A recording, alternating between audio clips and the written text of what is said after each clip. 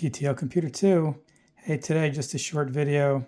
I have the ROM loaded up with our full regression test program, and we're going to run this through on our physical hardware to see what the results are. So just going handheld for a short video.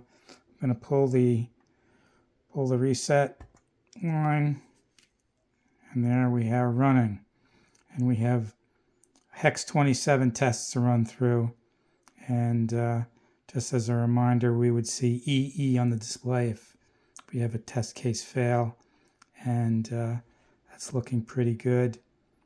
And 27, and there we go. So all of our regression tests have passed for my TTL computer, our build, and that's really, really good news. I was really concerned that the regression test was going to show us that we had an issue, but that's another really good test. So our two tests are complete, and this hardware really has been pretty much validated now as best we can for correct operation.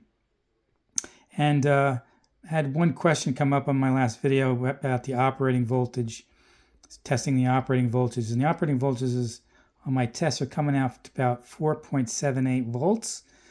That's both on the motherboard test points and on a couple of the board test points I checked as well, pretty much at that level. So that's kind of on the low end of where we would want that to be, I guess, but it's pretty close. I'll have to see if there's any follow-up changes that we might have to make for that, but I'm not sure. I'll have to research that a little bit. But hey, just a quick video again. Our full regression test script has run and completed successfully on my TTL computer. So that's it for today. Until next time, thanks for watching.